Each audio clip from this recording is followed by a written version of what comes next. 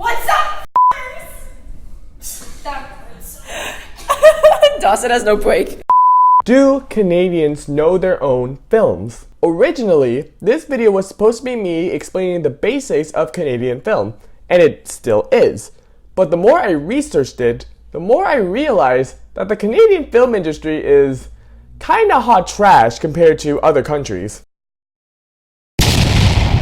It's pretty bad. So bad that multiple sources online claim that Canadians can barely name any films made in their own country. I see this and I think, that can't be true. It'd be absurd if Canadians can't name any of their films.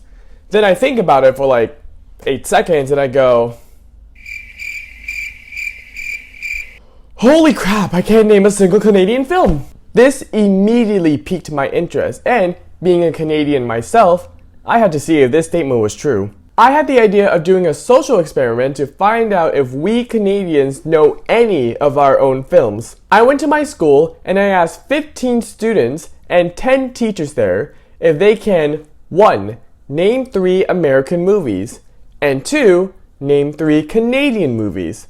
And let me tell you, the results were quite a shocker. The first question I asked was, can they name 3 American movies? In other words, can they name 3 movies created under studios in America? Bear in mind that some people answered off camera or off the record, so I don't have footage for everyone I've asked. Baby Driver, Avengers, and X-Men. Gangs of New York, Toy Story, and Pulp Fiction. Avengers Endgame, Pulp Fiction, Philadelphia. It, Diary of a Wimpy Kid, Winnie the Pooh. I just say like the Avengers, like literally any Avengers movie. Sure. Spider-Man, Forrest Gump, The Notebook. Once Upon a Time in Hollywood, Kill Bill, and Reservoir Dogs. Jurassic Park, Coach Carter, and Remember the Titans. Joker, Avengers, and Black Panther. Star Wars, The Good Dinosaur, the Avengers movies. Field of Dreams, Into the Wild, The Untouchables. Joker, Zero Dark 30, Black Hawk Down. Winnie the Pooh, Avengers, and It. Captain America, Civil War, The Avengers Infinity War, Captain Marvel. The Joker, animated film Toy Story 4, the new Star Wars movie. I forget what it's called though. Wolf on Wall Street, Iron Man, The Matrix. Avengers, It, Pet Sematary. Avengers, Avatar, and Transformers. The Avengers, Star Wars, X-Men. Spider-Man, The Avengers, The Pirates of the Caribbean. Avengers, X-Men, Aladdin. Titanic, Final Destination, Gemini Man. That one just burned out, but yeah. Out of the 25 people I've asked in my school, 24 of them were easily able to name 3 American films, with one only naming 2. I would guess The Avengers, The Green Book, because it's one I've seen recently. I don't know. No, I'm not a movie person, I'm sorry. Okay. So most people can definitely name 3 American films. But now it's time to put true Canadian knowledge to the test. The next question I asked these people was to name 3 Canadian films, or any films produced in Canada. Can you name 3 Canadian movies, or 3 movies produced in Canada?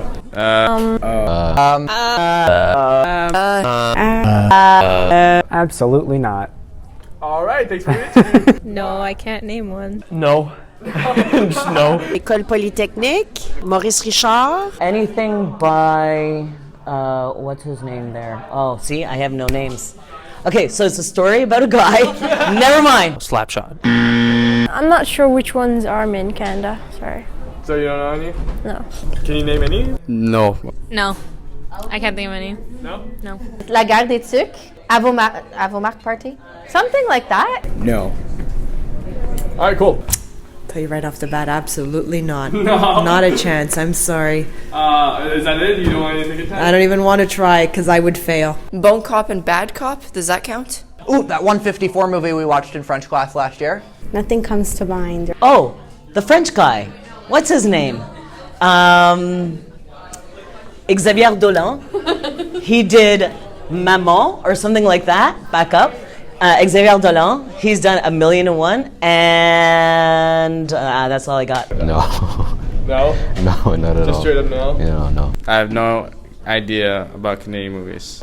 Oh, there are films made in Canada? Did you notice how many people struggled with that question? Out of the 25 people I've asked, only 3 were able to name 3 Canadian films. Guerre des Tucs, 154 there, 154. Les Pee-wee, there you go, man. Three Canadian films. Bon Cop, Bad Cop. Does Bon Cop, Bad Cop 2 count? The Rocket? Arrête de me donner des réponses.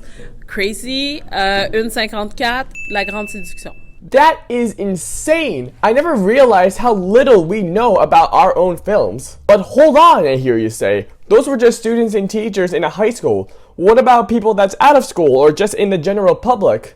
Well, you've read my mind. I decided to take this test out even further and went out in public to ask Canadians on the street if they can name Canadian films or not. So, after walking around Old Port of Montreal and places nearby for 6 hours asking people if they would answer strange questions to a weird looking kid, I got, in total, 5 people. I got 5 people to answer. It was really disappointing. Nevertheless, I at least got some people to answer, and after hearing what they said, the results weren't much of a surprise. Again, the first thing I asked was, can they name 3 American films? Jurassic Park, E.T. Avengers. Die Hard, Okay. Die Hard 2, Die Hard 3. Easy, alright. 3. Oh, okay. That's not hard. We'll go with, let's say, The Terminator, Die Hard, and Brazil. Why not? Oh, Brazil's probably British, so let's say Die Hard 2. To no one's surprise, all candidates were able to name 3 American films. At this point, I think it's safe to say that Canadians have a pretty good handle on American films. Now for the last stretch. Like before, I then asked if they could name 3 Canadian movies. Men with Brooms. Oh, Bon Cop, Bad Cop. Bon Cop, Bad Cop. Is it The Room? That was one. It's like Room? Okay. it was like a film about a woman who's like trapped by an abductor and then has a son in this room, and then he grows up. No, honestly, I can't think of anything. Get Rich or Die Trying. That's the movie, the 50 Cent movie filmed in Toronto. Okay, I got one.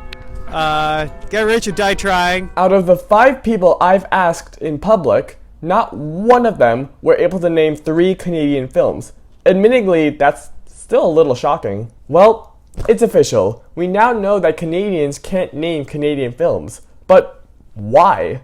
Why is it that these films are so unknown?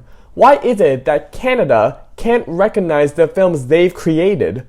To understand this, I decided to get a professional view on the matter. I contacted the National Film Board of Montreal and talked with Michelle Van Buscom, the Executive Director of English Programming and Productions at the NFB, and asked her a few questions concerning Canadian cinema. Hi, Dawson from the future here. I regret to inform you that as of now, Michelle is now the former Executive Director of English Programming and Production at the NFB. Just wanted to get that out of the way. On with the video. So my name is Michelle Van Busicum, and I'm the Executive Director of English Language Production at the National Film Board of Canada. So the NFB is Canada's public producer and distributor of work that reflects Canadian perspectives and visions to our own audiences and to the rest of the world. Our focus is on creative documentary storytelling and short form animated storytelling. That's really the origin of cinema in this country. And today, on the English program side, we have 5 studios across the country from St. John's to Vancouver, and my role is to oversee the creative direction of those studios. The first question I asked was, why do Canadians may or may not know their own films? One factor is we're a really small country, right, compared to the US. Canada's industry was founded on this documentary tradition. It also meant that Hollywood was able to continue to occupy that space in terms of fiction.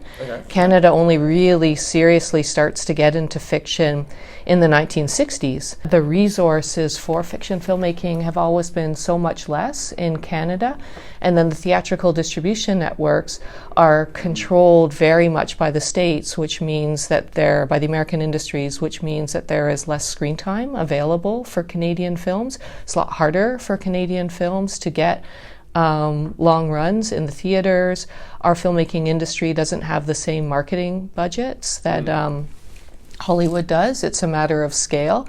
which means that even within our own country, the visibility of our filmmaking is less than that of the really big budgeted, well-financed, well-supported films that are coming from south of the border. So we don't really know our own films because of how America distributes all of their films to our own theaters.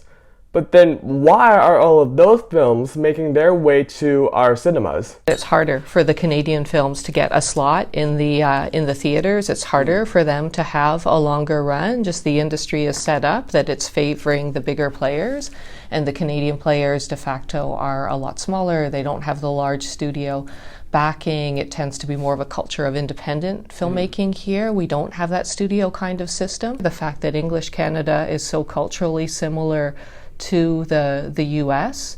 The U.S. films flow so easily into our cinemas, so it's really harder to distinguish the work that is coming from Canadian filmmakers. So basically, American film companies have much higher budgets than Canadian filmmakers, which is why they can afford to put all their high, expensive movies in Canada. So how did we, as a film industry, come all the way here?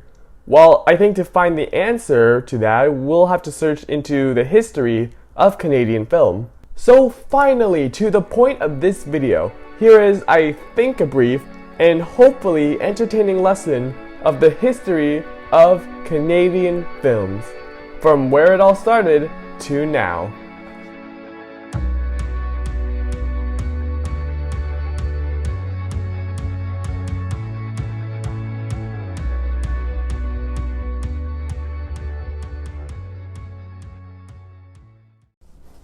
The story starts back in 1897 when the first Canadian producer emerged, a Manitoba farmer named James Freer, who created films for the Canadian Pacific Railway about wildlife and the habitat. His first film was called 10 Years in Manitoba and created more films such as Arrival of CPR Express at Winnipeg and Pacific and Atlantic Mail Trains. Though, based on these titles, his film sounds really dull. It's probably so boring that it was the reason why his films are lost in history. Boring! But it wasn't until 1914 when major production started rolling in during World War I. The reason why production started going up then was because Canadians wanted to present their struggles, their efforts, and their role they've contributed during the war to their citizens and the world. This was the start of Canada creating an identity for itself. Several people created films about the war, but the most notable one was a movie called Carry On Sergeant, released to the public in 1928. It was a story about 4 Canadian friends who enlisted in the army to fight in the war against the French. Now then, close your eyes. What's the first thing comes into your head? Blood. Whose? Yours. Fine. What? Mine, sir, the enemy's. Indecisive. Try sleeping on your stomach. Proper rest plus graded exercise equals integrated instincts. Of course, since many Canadian movies were being produced then, they needed a way to properly show these films to the public. So they showed it in their first Canadian theater chain that opened in 1921 in Vancouver, Allen Theatres. This theater chain quickly brought in big profits and was shown to be a huge success. There was this guy in here earlier, and he found a ticket on the street right outside and won $10,000. Then came the second edition of the World War in 1939, and Canada needed a way to spread propaganda to Canadians. So the National Film Board of Canada, also known as the NFB, was created on May 2nd, 1939. They created films to help promote biased ideology about Canadian troops in the war to keep their citizens acknowledged about what was happening to their soldiers. They would show these newsreels just before a featured film in local cinemas around Canada, which would last 10 to 20 minutes. This was to ensure that all Canadians knew what was happening in the war. Every day through the event-packed years of war, we have followed the news in the headlines. But what was behind the headlines? And who were the newsmen, the broadcasters, the cameramen, the men who boasted not about themselves, but about our fighting men, the men whose names were unknown, or at most bylines. However, these newsreels were the only films being produced in Canada at the time. Since efforts were focused on the Second World War, the production in Canadian films virtually halted. And it didn't really get better. In 1948, Canada adopted the Canadian Corporation Project. Stand by! It's split-second timing now. Every man to his job. To the winch. To the purse lines. To the power boat for the tricky business of setting the great net. At the time, American films were still being distributed to Canadian homes, slowly transforming Canadian culture of that of America's. Because of this, the Canadian government wanted to impose a tax on films being distributed from America to Canada. But the Americans wanted to protect their tax-free market, so they proposed a deal. In exchange for the right to issue their flicks in Canada without tariff, major American film studios like Hollywood would include stereotypical Canadian items and people in their films, such as beavers, maple syrup, and French-Canadian lumberjacks.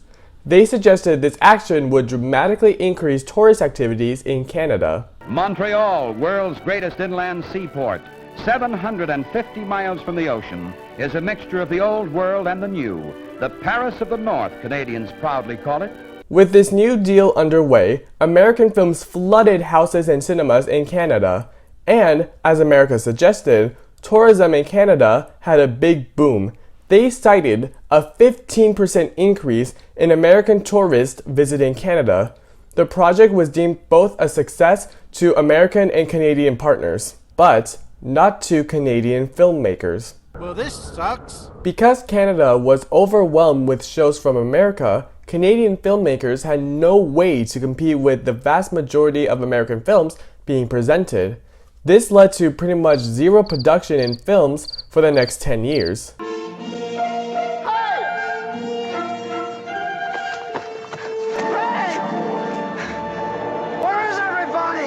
But this all changed after the project was quietly terminated in 1958. During the 1960s, English and French Canadians started to make low-budget movies, which popped up all over Canada, but there was still no notable industry, so they turned to their government, and they took a significant step towards investing in the domestic industry by creating the Canadian Film Development Corporation. Well, hell, if you're going to be picky about it, get yourself an estimate. I'll settle with you. The Canadian Film Development Corporation was created on March 3, 1967. The Canadian government gave $10 million to the company in order to help give funds to student filmmakers to create movies. But this solution also created a problem that didn't really help fix the issue they were trying to correct. You see, this organization only attracted people who were interested in making high fees rather than quality films. Almost none of the films made ever got released to the public. Not good enough! But out of these films, there were some noticeable ones that were well received. There were movies such as Isabelle by television director Paul Allman in 1968, Going Down the Road by Toronto filmmaker Don Shebib in 1970, and a film that's still considered one of the greatest Canadian movies of all time, Mon Oncle Antoine, by director Claude Jutras in 1971.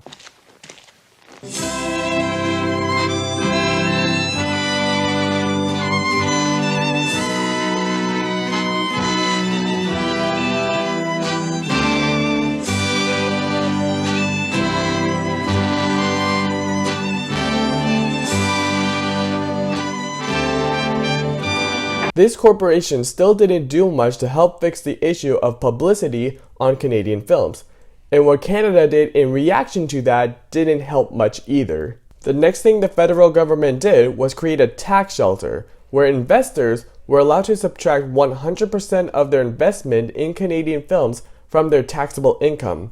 This basically means that people could now put more money into the production of a film.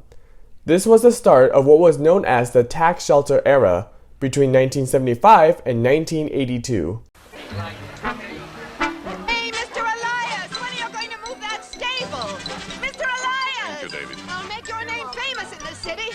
I'll write a letter to the Prime Minister, to the mayor, Davy! to the whole If it starts to rain, I want you to come right home. Do you hear me? This massively increased film productions in Canada, although, along with the tax shelter, there were new rules that had to be followed for a film to qualify as Canadian. The movie needed to be at least 75 minutes long, have at least one producer and 2/3 of the creative team Canadian, and perform at least 3/4 of the production and post-production services in Canada. All you have to do is follow 3 simple rules. The priority shifted from low-budget cultural films to high-budget commercial films. However, many of these films still weren't released because of the filmmakers' same interest as before, making high profits. The era did bring in more better-claimed films than the Canadian Film Development Corporation. There were films like The Silent Partner by Darryl Duke in 1978, Ivan Reitman's Meatballs in 1979, and Philip Borsow's The Grey Fox in 1982, which is still considered one of the best classics of Canadian films ever made.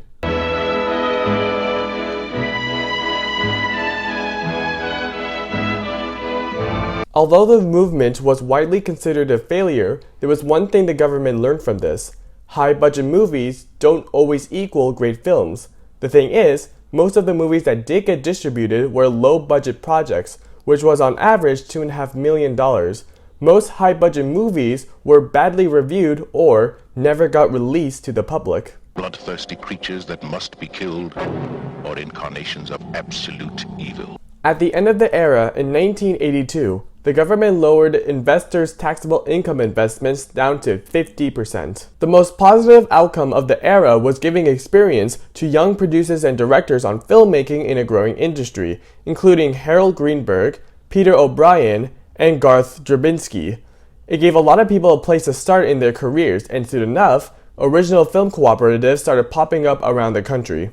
That marked the beginning of a real industry, which continued to expand and grow for the next 30 years. So, we know some of the things that we struggled with within our industry, as just presented. But what about our accomplishments?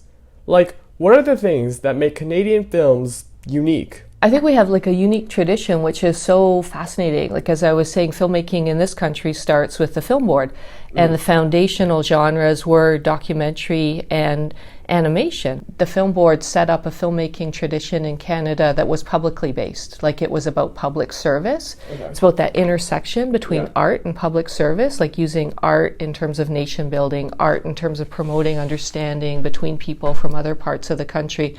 In other parts of the world, film was created as entertainment. It was created to, to sell soap, to sell popcorn. And so it was following a different kind of value structure.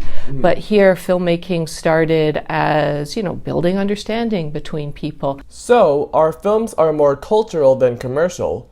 We're able to build a connection and an understanding between us and the audience. So now, a really big question that popped up was, how will the Canadian film industry shape in the future? Canada is actually a big source of experimentation in terms of new forms of storytelling, in terms of virtual reality, in terms of augmented reality, in terms of more immersive forms of storytelling. So there's just a really rich cinematic culture in Canada, and I think that's going to continue to grow. It's going to continue to diversify. One of the big challenges facing the industry globally is what they call discoverability. It's the fact that there are now so many different channels and platforms where people can access content, and it makes it really difficult for anyone producing content to help audiences know that their work is out there. There is so much interesting creative talent, and people are going to continue to tell those stories, but the way audiences access that is in a really interesting space right now. It's transforming very rapidly. There are a lot of debates where the industry will go from here. Whether it'll turn better or worse, I hope this video helped you learn the surface of the Canadian film history.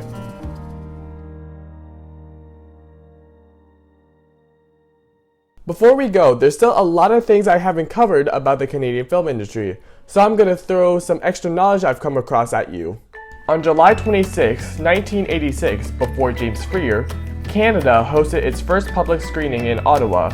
They showed an American film called The Kiss by the Holland brothers, Andrew and George. On January 9th, 1927, there was a fire at Laurier Palace Theatre in Quebec, where at the time had 800 children attending.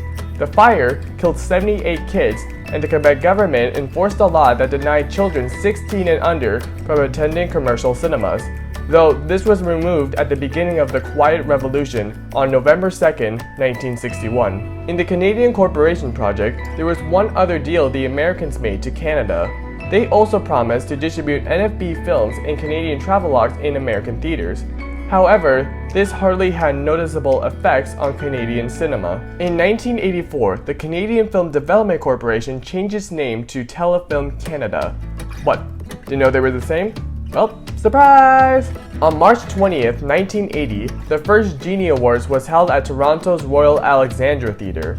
It was created by a small group of Canadian filmmakers to help honor and showcase outstanding films made by Canadians. This continued annually until 2012, when it merged with the Gemini Awards and became the Canadian Screen Awards. And that is all I have to share. Thank you again so much for watching, and I hope you have a splendid rest of the day.